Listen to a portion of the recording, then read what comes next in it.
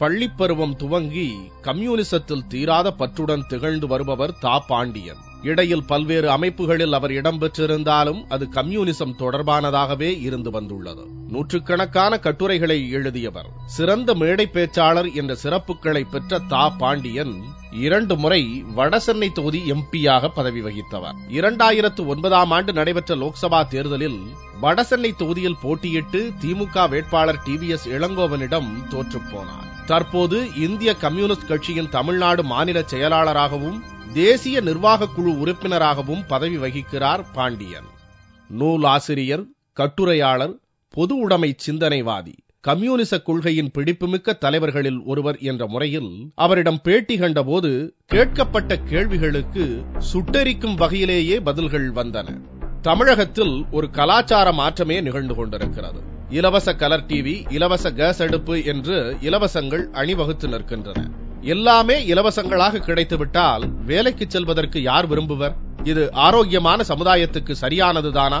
கேட்டதும் தா. பாண்டியனிடமிருந்து வெடித்து கிளம்புகிறது பதில். இது அடிப்படையான ஒரு கேள்வி.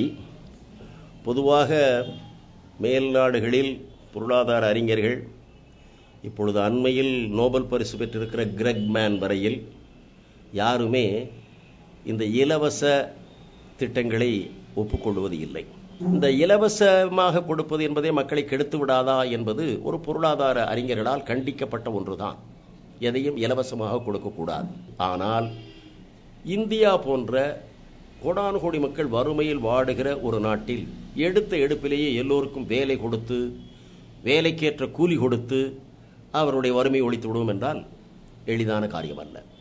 எனவே இடைக்கால நிவாரணமாக, இடைக்காலம் என்பதை தெளிவாக தெரிந்து கொண்டு இந்த குறுகிய காலத்திற்கு இந்த சிறு உதவிகளை நிவாரணமாக வழங்குகிறேன் என்று வழங்குவதில் தவறு இல்லை. எடுத்ததற்கெல்லாம் நிவாரணமே என்று மருந்தே சாப்பிட்டுக் கொண்டிருக்க முடியுமா? எனவே முழுக்க முழுக்க நிவாரணம் என்பது அல்லது இலவசம் என்பது தவறான கொள்கை. ₹1 1 கிலோ அரிசி என்ற திட்டம் பாராட்டுக்களை பெற்றுள்ளதே. அண்டை மாநிலங்கள் கூட இதற்கான முயற்சிகளை துவக்கி உள்ளனவே.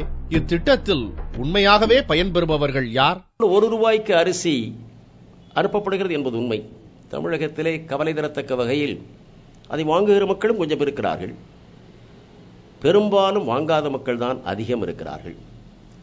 ஆனால் அந்த அட்டை கட்டாயம் இருந்தாக வேண்டும். அது வேறு பல காரியங்களுக்கு தேவைப்படுகிறது. குடும்ப அடையாள அட்டை என்பது தேவைப்படுகிறது.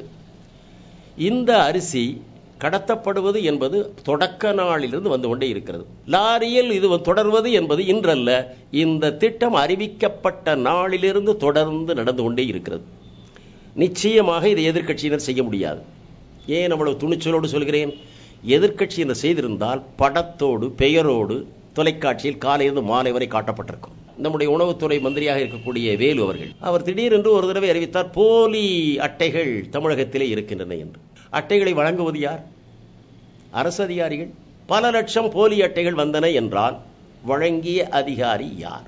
முதல் கேள்வி. அட்டையை இவன் தயாரித்தான், பெற்றுக்கொண்டவன் யார்? எதற்காக வாங்கினான்? இந்த கடையில் காட்டி அந்த அரிசியை வாங்கி அவன் தான் கடத்தி இருக்கிறான் என்ற அர்த்தம் தெளிவாக தெரிகிறது அல்லவா? இவ்வளவு போலி லட்சம் அட்டைகளை பெற்றுக்கொண்டவர் யார்? பெற்றுக்கொண்டவர் பெற்றுக்கொண்ட அரிசியை எவ்வாறு அவர் பயன்படுத்தினார், விற்றார்? அவருக்கு வழங்கப்பட்ட தண்டனை என்ன? எனவே இலவசம் என்று அறிவிக்கப்படுவதிலும் கூட ஒவ்வொன்றிலும் உள்ளே ஒரு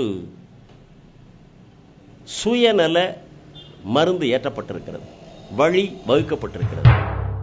அடுத்த பகுதியில் கல்வி கட்டண குழப்பம் காரணம் என்ன? தனியார் பள்ளிகள் இல்லாவிட்டால் குழந்தைகளின் கதி என்ன? சீறி பாய்கிறார் பாண்டியன்.